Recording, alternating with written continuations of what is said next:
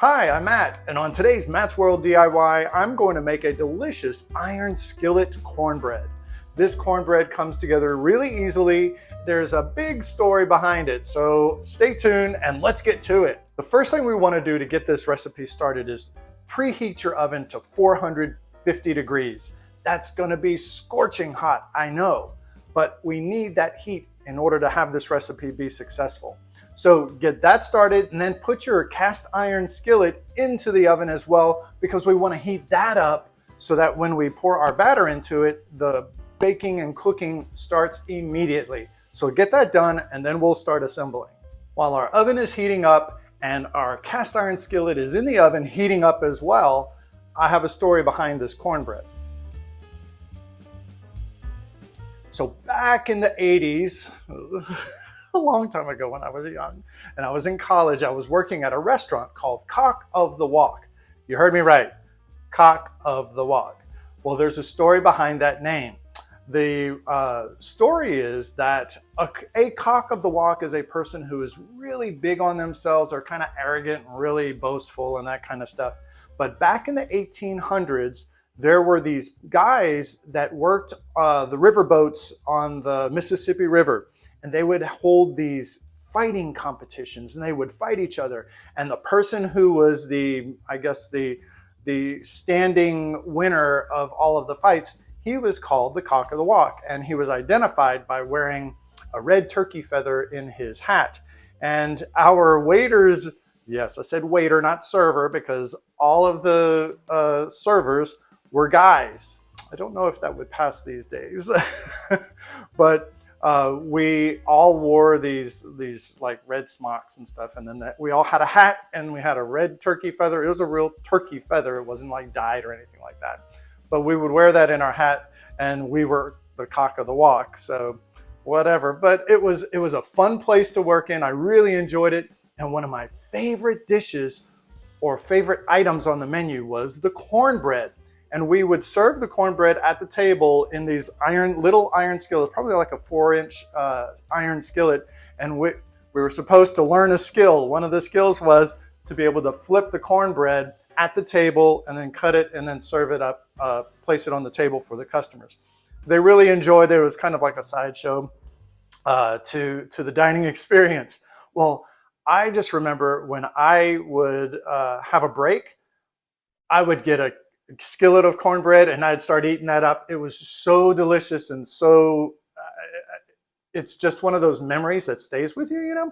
So anyway, I was like, I really want to know, I want to taste that experience again. Yes, I said taste the experience, because taste is one of those things that can bring you back to a memory. You can remind you of a time or a person or a place. And I really enjoyed that time. And that cornbread is super delicious. So I looked up the recipe, and it's not really, I remember what the ladies in the kitchen were doing and how they were making that cornbread, and I cannot find what resembles that recipe. So I'm going to kind of do what I remember seeing them do, and also taking from the recipe that I found online. So what we're going to do is we're going to start with some dry ingredients. I'm starting with 1 3/4 cups of cornmeal. It's supposed to be white cornmeal. I couldn't find that at the store that I went to. So I've got yellow cornmeal. That's going to be good enough for me. This cornmeal should work just fine. To my cornmeal, I'm going to add 3 things. A teaspoon of each of these. So remember, it's 1 3/4 cups of cornmeal. And you're going to add 1 teaspoon of baking powder, 1 teaspoon of baking soda, and 1 teaspoon of salt. I'm going to take my whisk now, because I'm ready this time, and I'm going to whisk all of these dry ingredients together just so that it's well incorporated. So perfect. Now I'm going to get my bowl ready for my wet ingredients.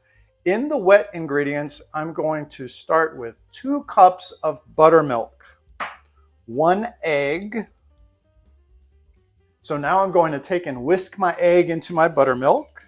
I want to make sure that that is nice and broken up very well. And already my buttermilk is looking more yellow. It's fine. So now that that's well combined. I'm going to add my dry ingredients to it. My cornmeal. I'm going to whisk that together. And I remember in the restaurant they would make this cornbread in these huge buckets under this big old mixer and stuff. And it was, I don't know, if we had time, there's so many stories to tell about working at the Cock of the Walk. I worked there for years, and it was a fun place. It was a very fun place. It was real cool.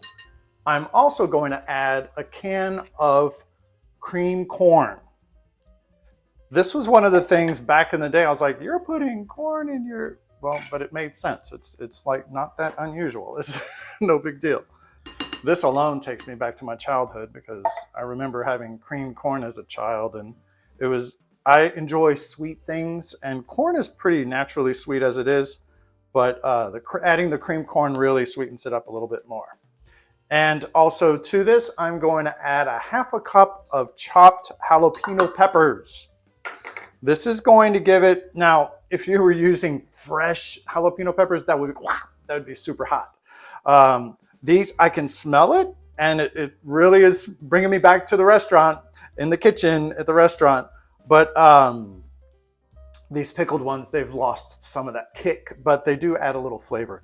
And I can tell already, this is kind of like frothing up. It's ready to start rising. So this is good. And now what I'm going to do is get my super hot skillet out of the oven and get ready to pour this mixture into it. Now, I'm making this in one big skillet. This is a 12-inch skillet. I should really have a 10, but I don't have a 10, so 12 it is. Now to it, I'm going to add, look at that, whoa, 2 tablespoons of butter.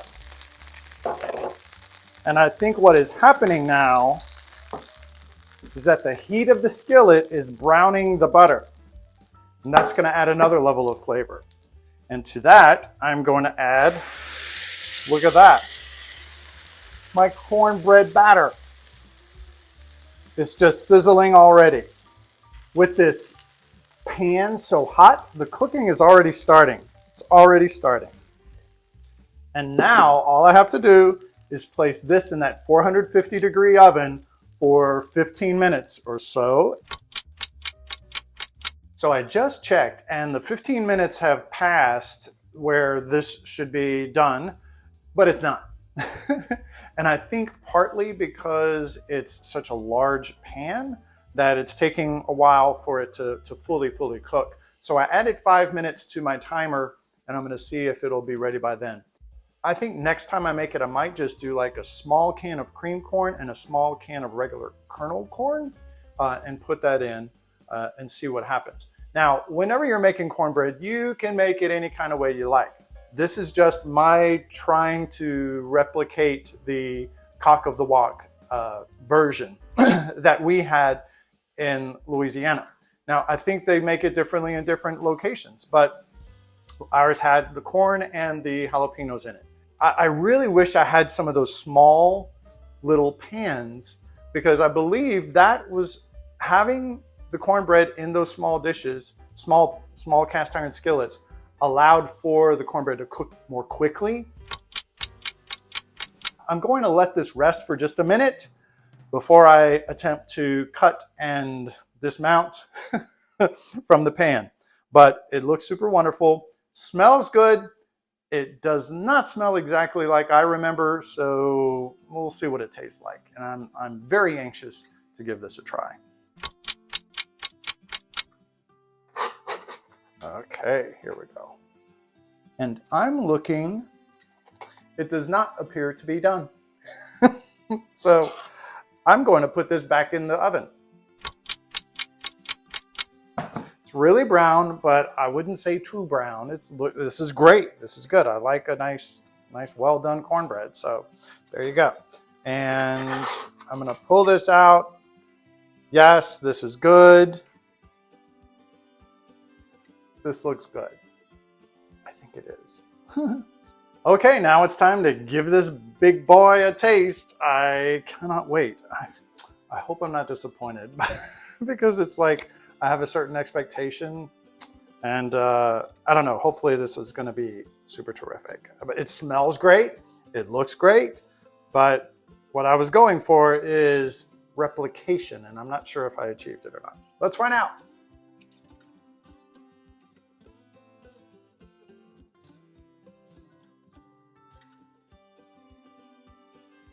It's very, very good. I like it. It's very heavier. It's a lot heavier on the jalapeno side. Maybe instead of a half a cup, maybe instead of a half a cup of jalapenos, a quarter cup would be better. Also, the texture is a little different. I don't know if is such a great difference what white cornmeal versus yellow cornmeal will make. I used yellow cornmeal when the recipe asked for white because yellow is what the store had. But seems like a grainier kind of a texture.